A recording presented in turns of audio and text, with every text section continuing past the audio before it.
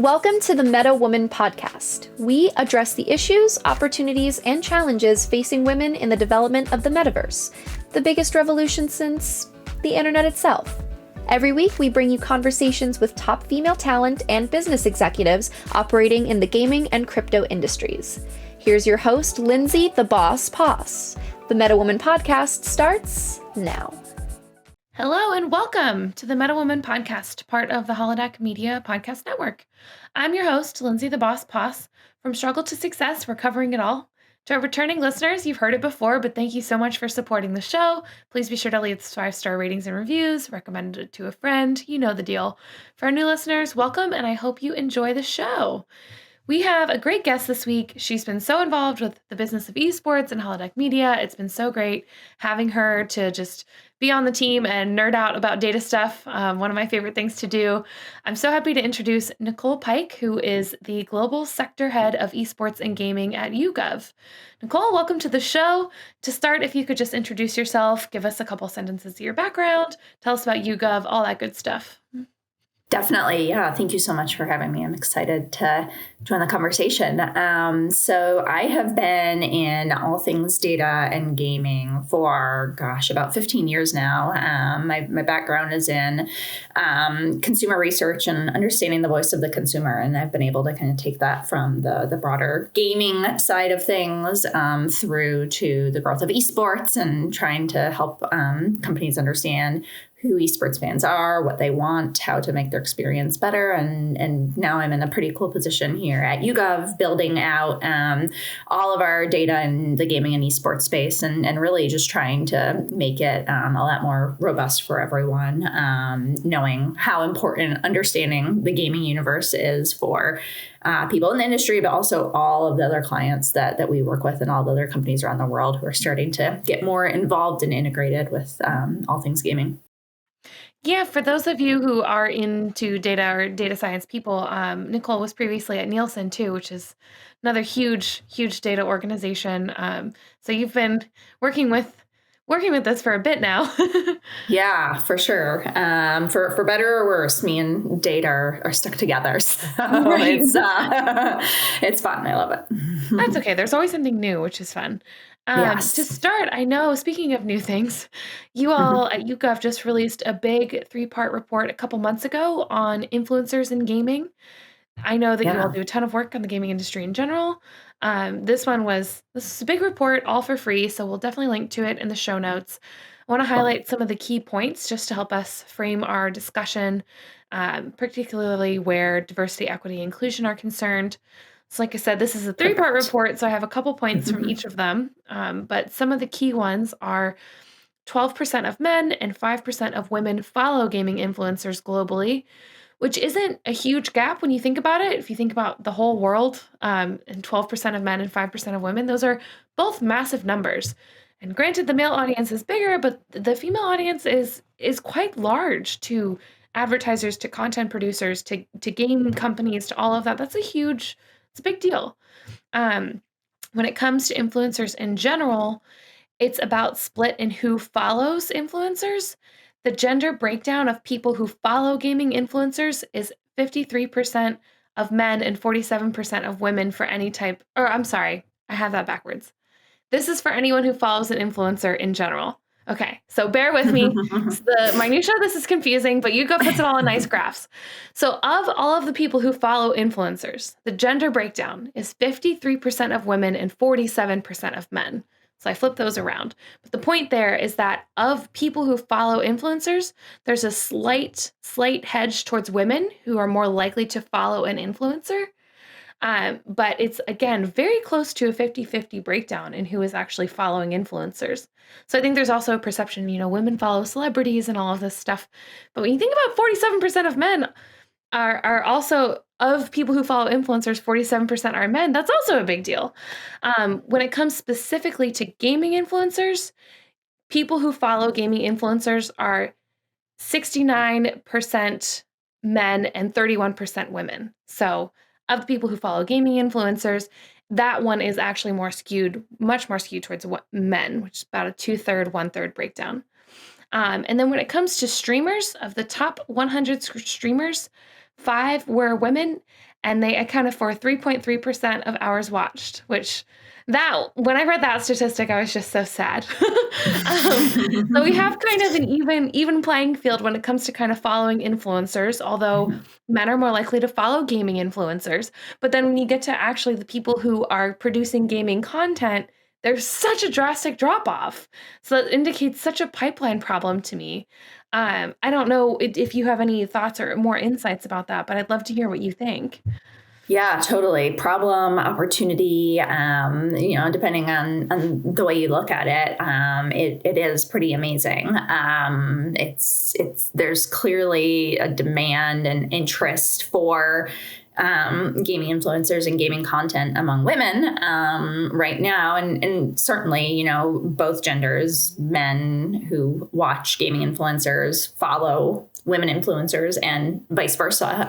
But there's just the split of content from a gender perspective is massively skewed toward men. And, probably not dissimilar from a lot of other folks in the industry and in general. I mean, I know you talk on this podcast a lot about all things gaming, whether it's, who makes the game, who markets the games, who, is streaming the content. And I think, that's something that the gaming industry as a whole has struggled a bit with. But I think, as we look at a lot of the big gaming influencer orgs, you see a similar skew. So I think just generally the way things have evolved so far, and the good news is I feel like in the grand scheme of the gaming influencer economy, we're still pretty early because I see it only growing further. But I do think that it's been a bit of a self-perpetuating, dominated by males early. And then that's kind of just continued to be how it grows, how gaming houses and content houses have been forming and kind of evolving. So I think, if done right, whether that's, female specific content houses or just creating more equity within those, I think, that's an excellent start. And there's clearly the female demand for it, especially as more gaming influencers go into non-gaming content, right? A lot what we see in a lot of our data is people are following gaming influencers, sure, because they play games they like, but also just because they're entertaining and funny. And so it doesn't necessarily have to all be about gaming. So whether a female is a super hardcore gamer or is just into gaming a little bit, but likes other things, like I think just kind of everyone recognizing that there's the demand there will help to kind of bridge that supply gap a bit. This is kind of an aside as well, but I recently saw a Twitch streamer who was a makeup artist too. So there's obviously a lot of potential within streaming to not just stream games or to stream things that are sort of game adjacent, still within the realm of the gaming industry. I definitely think makeup and cosplay is a huge part of gaming. So there's no reason to not have that as part of the content creation process. But what do you think it's going to, I mean, you mentioned a little bit about it's shifting focuses and sort of rebuilding an industry where men have dominated from early on. But what do you think will encourage more female streamers? I definitely think there's obvious answers there, but just wondering if there's anything that you've seen from all your time spent looking at this data that you can say, oh, improving toxicity will really make a difference, or paying people, or I don't know exactly what it is, but I would love to hear what you think are some of the things that could change and encourage more women to get out there and produce content. Yeah, I mean, I think there's again, you can see it as problem or opportunity, but I think there's a lot of different things that could contribute to turning that around. I mean, I think at a most basic level, we've done research last year about this time. Actually, we put out a report with Evil Geniuses, who is obviously very diversity driven and focused, and really is, I think, one of the few orgs that kind of lives that in their blood, and it really comes through in everything they do. The degree to which female gamers have experienced toxicity, the percent of them who have, it's pretty overwhelming. So I think at a very core kind of, if people are following gaming influencers for gaming related content, and if just, playing games themselves, females face toxicity, especially for, more games that are competitive and kind of more esports appropriate games. Like, that's going to impact things all the way down the funnel to who they're following and who they interact with and all of that. So I think there's still very much a core kind of industry problem that needs to be addressed and solved. But I think beyond that, I mean, one of the interesting things we've seen with gaming influencers as of late is we're seeing more and more brands and sponsors really getting behind and engage with them. And as much as I'd like to say, oh, it's just about kind of the industry from within figuring things out, also money talks. And so one of the things that I'm really passionate about is also helping advertisers and brands who are interested in reaching consumers through gaming understand that it's not just a bunch of dudes sitting around a computer screen who are watching gaming content, but it really, I think the headline is always, oh, if you want to reach 18 to 34-year-old males, go to Twitch. And that's totally true. But there are also a lot of non-males on Twitch and YouTube gaming and just watching that type of content. So I think just also kind of socializing and helping brands to understand that there are really great opportunities to support females in the content creation space will allow them a platform and give them the ability to take the risk to do that more in a more dedicated way. So I'm hoping that we see a lot more of that along the lines of like the Tampax Gaming Fest and some of the cool activations that we've seen over the last couple of years being more female creator focused. That's been a big point of emphasis for me because this isn't a ploy to get companies to spend less money on whatever they're spending advertising to 18 to 34-year-old men. It's more to say, hey, you can also make money advertising to other people. There is an economic reason to try to reach other audiences here. That's actually a dream. It's been a dream paper of mine for a while to write about the size and the purchasing power of women in gaming, because this isn't to say that you have to pick one or the other, that you have to give up one for the other. This is to say, hey, you could do even more and make even more if you included women. Yeah. I mean, it's almost, I've worked like you mentioned at Nielsen for a while, and we did a lot on our sport side of the business on female and women in sport. And it's almost kind of that same wave or movement, but possibly a bit behind that, right? Where it was all of a sudden like, oh my gosh, the women's national soccer team, like girls and females, like they are amazing role models. And then people are, that fan group is so passionate about it. And all of a sudden it's like, oh, that audience is ripe for, reaching them through that. Whereas usually when people think of sports and sponsorship, you think of, kind of on average advertising to males. So I think it's almost a similar thing where it's like, just because it may not be the biggest cohort still doesn't mean that it's not a super engaged group of people who are really loyal and committed to and trust the influencers they follow, because I absolutely think that's the case with female gamers. Oh yeah, and there's different spending habits in both of those populations too, and you can certainly make more off of a smaller cohort that's more willing to spend as well. And when things are done well, I mean, that can happen. So it's such a point of frustration to me because there's this sense of taking away from other things to advertise to women, as if you have to spend less dollars on other things to advertise to women. It's like, no. There's a direct return on investment with that as well. There's you will be able to make that up.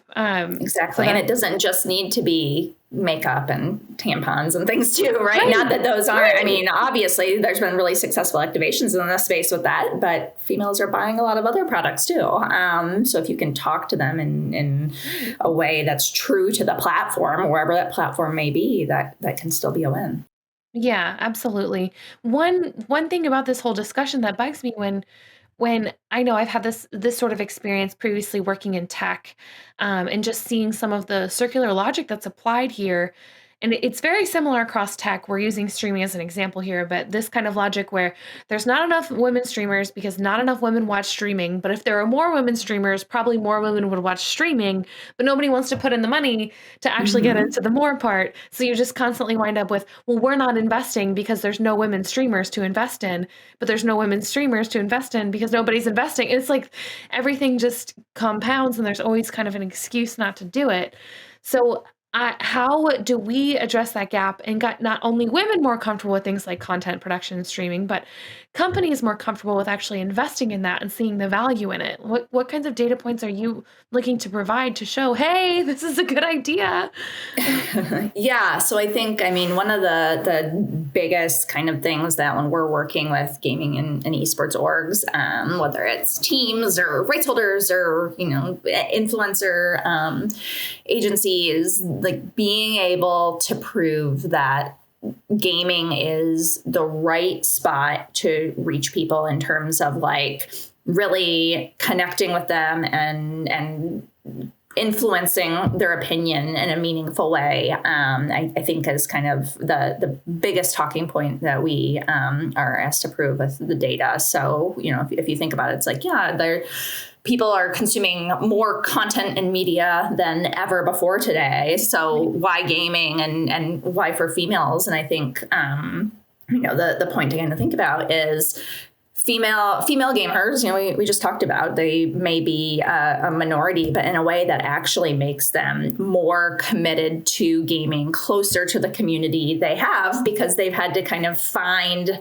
a way to personally connect to and a squad, if you will, to be part of within the gaming industry, and within just their interactions with it. So they kind of have those that are really engaged and have gone to the point of streaming content or watching stream content. Like they are really passionate about it and they have these deep relationships and connections. And that is the lifeblood of a great sponsorship, right? Is being able to work with someone who has a really strong connection with their audience. And we see it with gaming in general, but I really do believe even more so with female gamers that there really is that connection to each other and to the games they play and that passion and trust. And that's what should, ultimately be driving decisions to invest just as much as size of audience, if not more in some cases.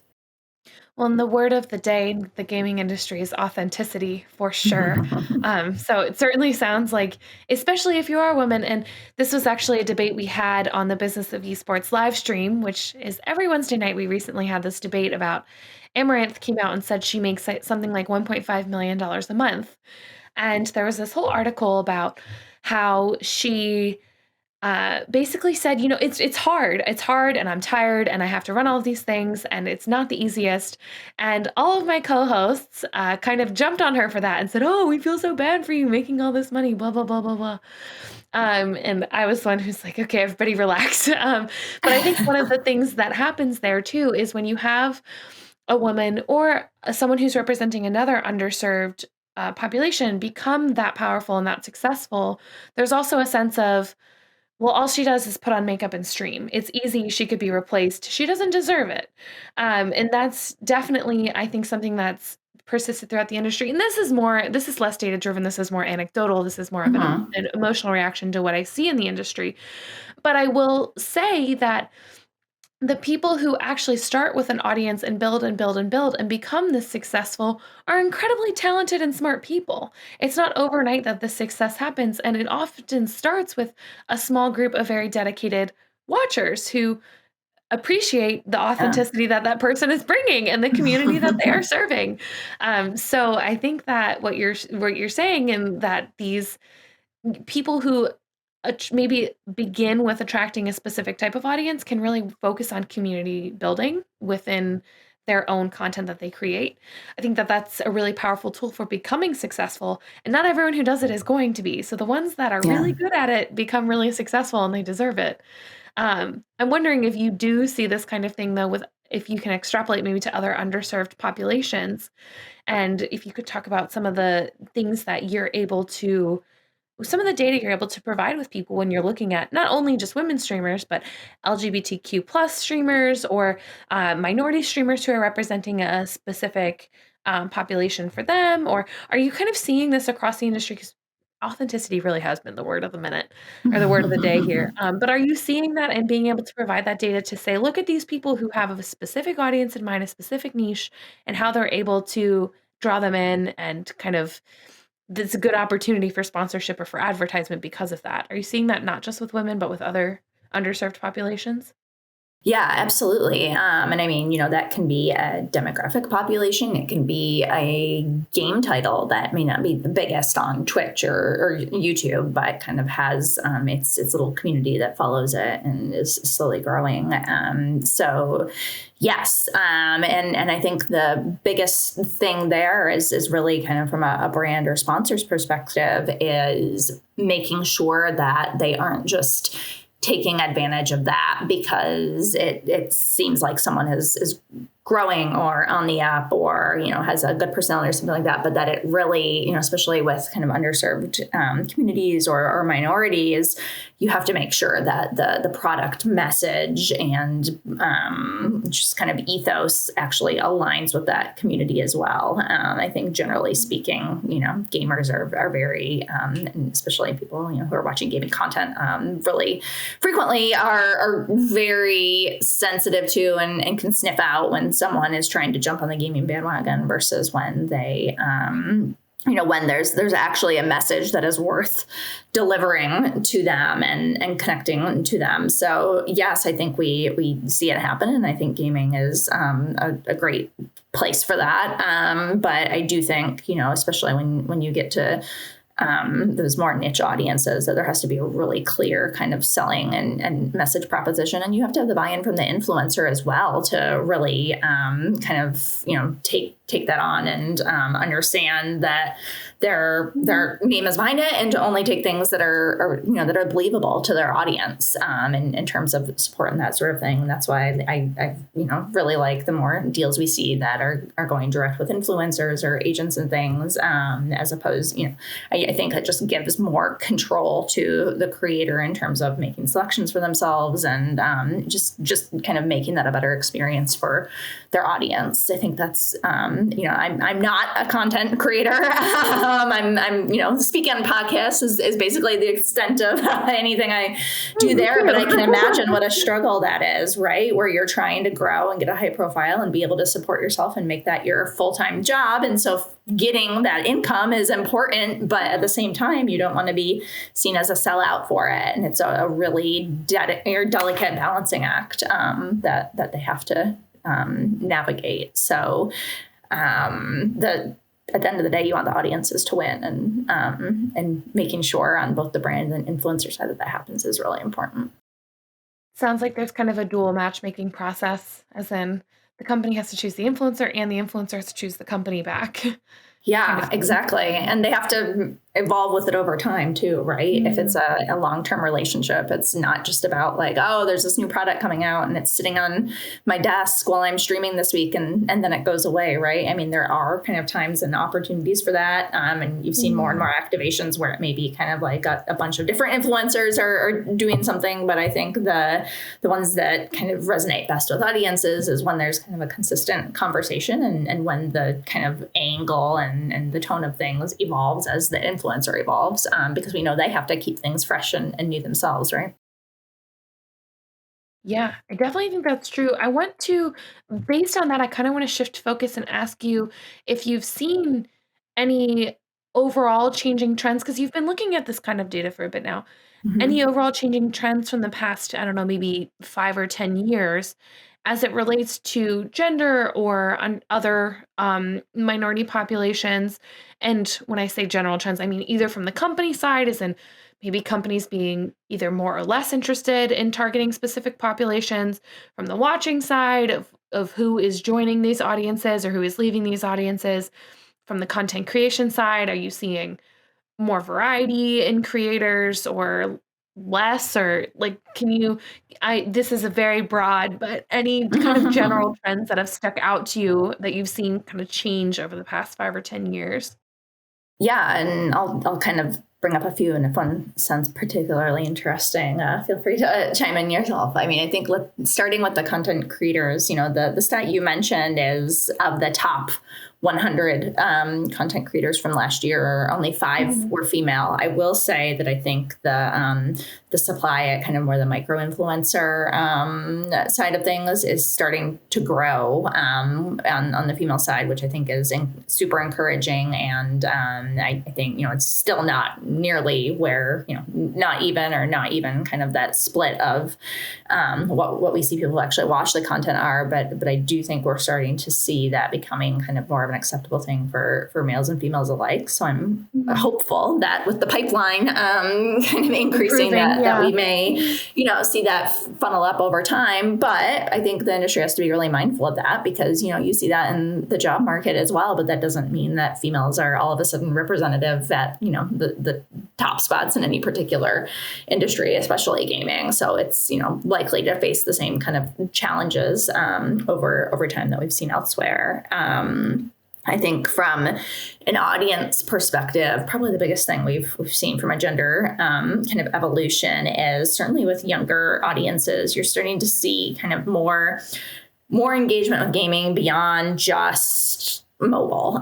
So I think, 10 years ago, we saw the percent, if you looked at anyone who played video games, the percent of males and females kind of starting to get near parity. And that was almost entirely due to mobile gaming, mobile / kind of casual, Facebook, anything, right. which is mostly all mobile now, but at the time was more desktop driven. Right. Mm-hmm. So we started to see that kind of equalizing the male-female contribution to the gaming industry. But if you looked at mobile versus non-mobile, or the percent who were playing a lot versus a little, like you still, saw some really clear skews. I think what we're starting to see now is with things like Minecraft and Roblox and kind of that, the more of an emphasis on STEM in elementary schools and gaming just becoming more of a social outlet, crossover with music and gaming. There's so many kind of micro trends that I think are starting to bring females more into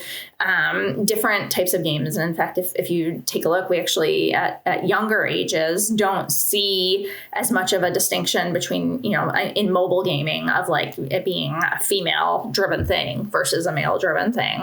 But you do see kind of more females getting engaged in playing games on Switch or PC games and things like that, which is definitely a newer trend and exciting to think about and to see kind of how that evolves. We do still see that the amount of time they spend is less. Females tend to spend more time on social media and less time like actually in games, but just the percent overall that are engaging with gaming in some way is definitely higher, which I think then when you kind of extrapolate that to the metaverse, which I know is something that you are, starting to explore more and more on the podcast, like that becomes really interesting because it's, if it's a matter of just kind of getting them in the door and then them engaging with all different types of content in kind of this virtual atmosphere, like that's what females are already doing in games to a large extent. So yeah, that's kind of a trend that I think is going to continue into some really cool things as the metaverse economy grows.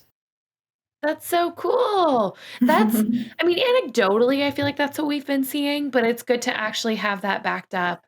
As someone who is a hyper casual and mobile gamer, even I have gotten more interested in game. Like the pandemic has also helped that a little bit. Being inside definitely changed. But I totally think for younger generations that barrier is even more removed. I think Roblox has really done a lot for that, and Minecraft. I used to work at a children's summer camp, and all of the kids talked about Minecraft. Like there was no gender, there was nothing. It was every kid was playing freaking Minecraft. At the time, I didn't have a great grasp on what it was. And I was like, I have to learn what the heck is going on with Minecraft. Yeah. So I definitely, like I said, anecdotally, that feels true, but it's good to know that the data backs that up. So speaking of the metaverse, you were just quoted recently during the Webby Awards as saying, to many gamers, playing virtual world games may not actually feel or seem like gaming. It's just just an entertaining extension of how their social lives have evolved. And I like this approach because, like we're talking about with younger generations and kids, it nods to the fact that gaming has already kind of seen a series of metaverse experiences, stretching all the way back to Second Life, which nearly every person over 50 has told me is the metaverse. And now with these platform types of games like Roblox and Fortnite. So I would first like to ask you to expand on this point, and then I would love to hear you talk about how you see entertainment and gaming, how you see those two kind of changing in their definitions or changing in the way we interact with them as it relates to the metaverse. Yeah. So I mean, I think on the first point, if you think about, when I was a teenager, when we wanted to hang out, we would go to the mall and walk around and just kind of chat with each other and pop in stores. And now you see whether it's just, even just kids sitting on their couches texting with each other. Imagine just translating that into a full digital world where they're sitting next to each other, quote unquote, within the metaverse, and doing that. But, when you think about games like Minecraft or even Fortnite, a lot of kids are using that as just a place to hang out and talk. You look at a lot of kids who may not actually be actively playing when they're in the game, but more in there just to see what their friends are talking about. And during the pandemic, that was, something that definitely was a trend that accelerated, was just, being in a Minecraft or a Fortnite or whatnot, just as a way to connect with people. So I think that has become very natural for younger generations of just, we don't have to be physically together to be able to interact with each other. So thinking about extending that to, okay, let's, go to this virtual store together. Let's watch a virtual concert together. That all feels very natural. And then as you think about, creating an avatar or someone who is virtually different than your person, we've got all the Finsta accounts. All of this is very kind of things that they've dabbled in. So to think that it's a stretch to kind of transfer that over to just being in a fully virtual world is it's not that hard to imagine. So I think that part is really interesting, though there are still obviously lots of barriers and things to figure out, like giving a bunch of teenagers crypto wallets and things like that. So we've got a long way to go there. But the just kind of notion of trying to imagine what the metaverse might be like and getting them engaged, feels very easy to transition them to. I love that you brought up Finstas as a point of support for that. That's amazing. When it comes to data and things that you're looking at when it pertains to the metaverse, what are you kind of already tracking or thinking about? What questions are you thinking about asking?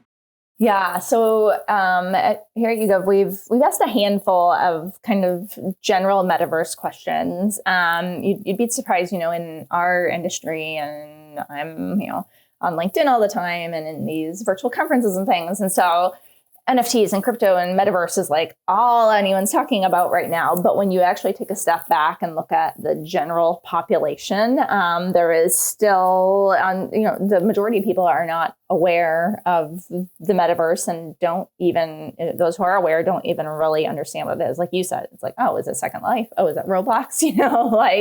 It's hard for people to try to take kind of this big idea, and they're kind of trying to retrofit it into what they already know, and it's not quite, it's not quite the same. So I think there's still a lot of kind of, just a gap of understanding. And I think right now it's hard because there's not even necessarily a lot of quote unquote education you can do in terms of, oh, there's this thing and you just have to jump in it. And it's still as much kind of an idea as it is something that that will materialize. So I think that's, at a high level, that's a struggle, but at the same time, we can, I think, start to look at and talk to people about the types of virtual experiences that they're willing to make within metaverse. So, we're looking at things like a sports event versus a musical, a music concert versus a festival, things like that, like what's going to be intriguing to people.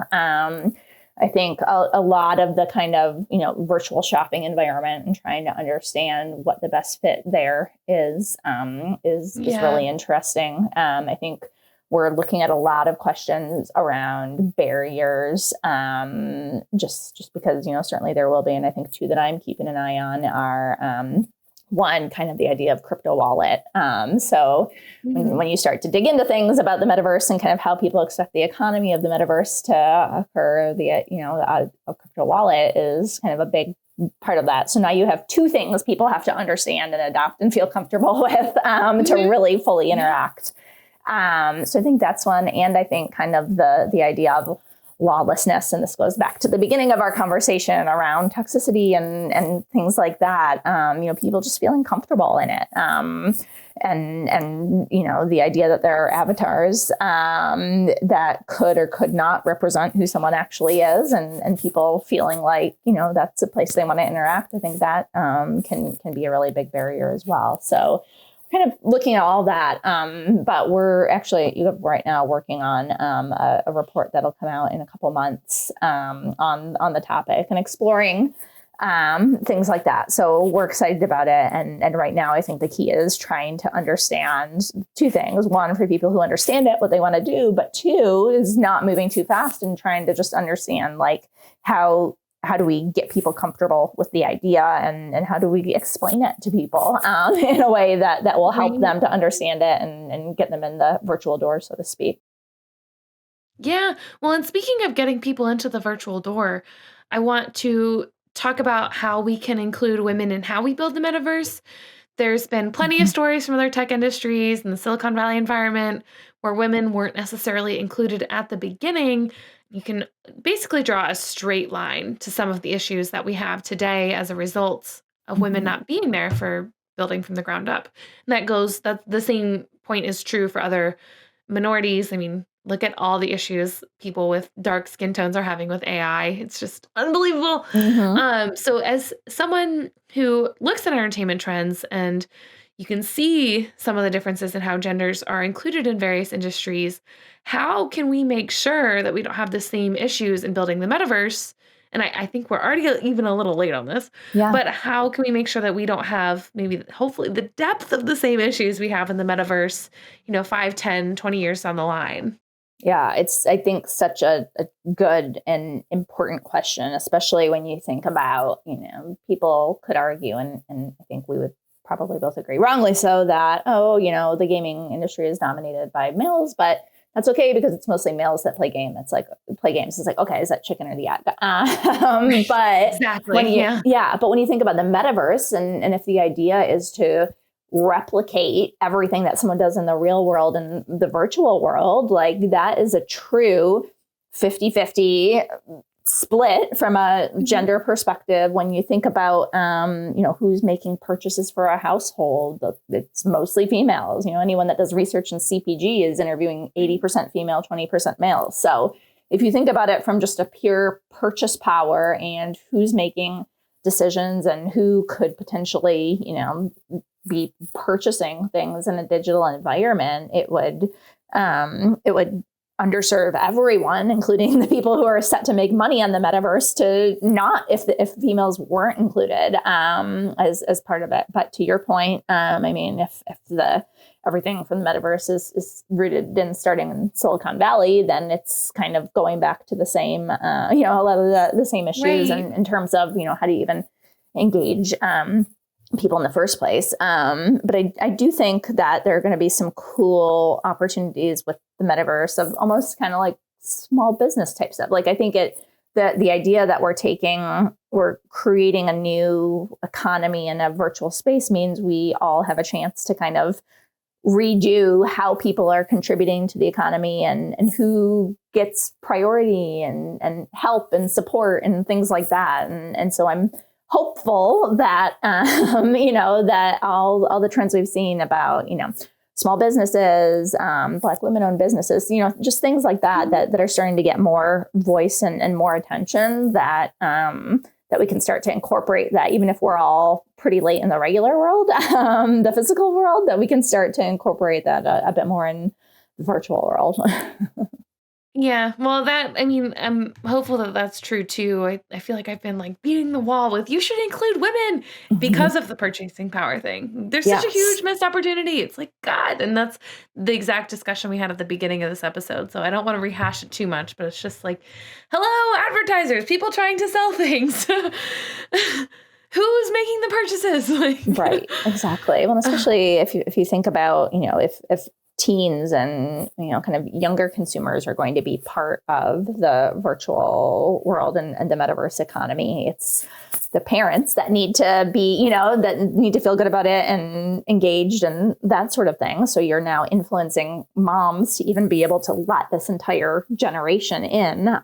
So I think just the dollars and cents of it should help, but there's more more cultural factors at play than that, I think. there always is. And on that note, I'm going to do just a quick summary before we wrap up with our last segment. Okay. So, with some of the things we talked about with younger generations, women and girls aren't just playing mobile and casual games, they're getting more into different types of games. So, the whole women are only playing Candy Crush thing is going by the wayside a little bit, which also means that we definitely need more content for women. Women represent a large portion of the population.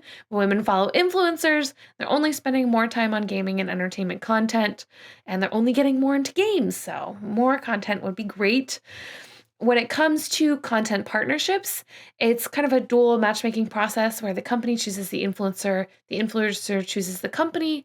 That's to both provide the company with the appropriate audience to sell its product and to make sure that the influencer doesn't like sell out, like look like a sellout. That relationship does also evolve over time, so you have to make sure it's kind of a harmonious partnership so you can kind of keep placing ads and keep having that symbiotic relationship going. The supply of Twitch streamers isn't looking great as of right now, but you did indicate that the supply of micro influencers is starting to grow, which is cool.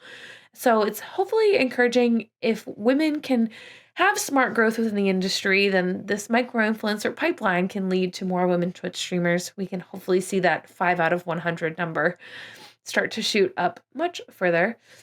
When it comes to kids, they're basically already in the metaverse. They have their Roblox platforms, they have their Finstas, they have their ways of communicating that is much different than the ways that you and I grew up communicating, which is a good thing. So the things that they're going to come up with the metaverse is going to be probably a lot different than what we could imagine.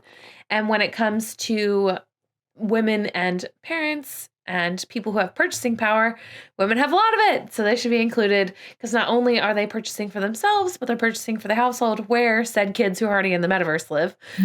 So having intelligent advertising to and for women is one way of more quickly getting to the metaverse and hopefully with some amount of equity in there as well. So the last segment I like to do is a moment of reflection. This is just a chance for you to give some advice to maybe people who are looking to get into a similar field or who are thinking about getting into data, or younger listeners, older listeners, whoever it is, looking to rethink about their career a little bit. So what is one thing you would like to tell your younger self about getting into the gaming industry and being successful? Yeah, so I think the biggest thing that I've kind of had to mentally overcome, and I think if I had had the advice early on, it would have helped, is recognizing that I did not have to be an expert in every single thing related to gaming in order to successfully contribute to the industry. So, for example, I am the first to admit that I am not a hardcore PC gamer, which when people ask me, oh, esports, you help companies understand what to do and how to play in the space. You must be, like a super hardcore, fan. And I mean, obviously I follow the industry as closely as anyone and I'm super engaged, but it's okay that I'm not playing League of Legends 40 hours a week. So I think, what was really important for me to learn and become comfortable with over time is I have my expertise, which is taking data, building data to fit the industry based on how I understand it and what the needs are, and then educating people with that. That means that I don't need to know every little nuance of every little game. It means that I don't have to know the best kill rate ratio of every team, of every title. There's so much. The gaming industry is so big and only getting bigger. That I think, and I maybe it was partially because I was kind of female and a minority in the industry, that I kind of had this hang up that, if I don't know everything about everything in the industry, I can't serve it. And I think realizing that it's okay for me to have blind spots, because my job is to help other people in the industry with their blind spots that I can support, like that was a really important realization for me, to just kind of become comfortable and know that I know my stuff and stay in my lane with it. So I think that's really important. It's good to be a specialist. It's okay to be a specialist, and you have to educate yourself and know about the space and become comfortable with it all. But finding your niche and kind of doubling down on that is a really successful way to get involved in the industry. So don't let the breadth of it scare you. Well, from one non-core hard gamer to another, I sincerely appreciate that advice, because one of the motivations for starting this podcast was definitely the imposter syndrome feeling of needing to know everything that's going on and feeling lesser because you don't play League of Legends for 40 hours a week. So that is awesome advice, totally in line with some of the things that I went through when getting into the industry. And I certainly hope that more women, more people who might not think that they have a place, can learn that you don't have to be really hardcore to be involved, in that. In fact, having that diversity of opinions and views and having people who aren't super hardcore can be extremely valuable to a team, because not all of the population is hardcore gamers either. So it can be really, really, really worth its weight when you have a sort of different perspective than someone who is really into PC gaming. So that is awesome advice. Nicole, thank you so much for coming on. Where can people find you? Where can people find YouGov's work? What should they be looking out for? Give them all the info. Yeah, great. So YouGov's website is today.yougov.com. You can find all sorts of insights and info, whether you just want to figure out what we've run research on and look at what consumers, like you were saying, or dig into everything we do in gaming and esports. That's all there. I personally am most active on LinkedIn. So I think it's, linkedin.com, Nicole-Pike.esports or .esports, but you can find me on there. That's where I'd like to kind of, put a voice out there with data and all the cool things that we're doing at YouGov, and some data-driven opinions on some of the biggest news, which there has been no shortage of these days in the gaming space. Nicole does have some very, very good and insightful reading or posts on LinkedIn, I will say. I was exploring your page last night in preparation for this, and I was like, wow, she puts up a lot of stuff. For those of you who are looking at things like the Microsoft and Activision Blizzard merger, she put up an insight almost immediately when it went through, and I found it to be very useful. So definitely a good person to find and follow on there. For all of our listeners, please leave those 5-star ratings and reviews. You know the deal by now. Be sure to check out other Holodeck Media podcasts, including Meta Business for all the metaverse finance stories you could ever want, and Business of Esports for interviews with industry leaders. You can catch me Wednesday nights on the Business of Esports live after show, and you can catch this podcast in your feed every Tuesday. We will see you next week. Thanks for joining us here on Meta Woman. Make sure to subscribe to this podcast everywhere you get your podcasts, leave a 5-star review, and tell your friends, family, and colleagues all about us. Also, make sure to follow Meta TV on all socials to get more of the best metaverse content anywhere. Tune in every week for another episode of Meta Woman.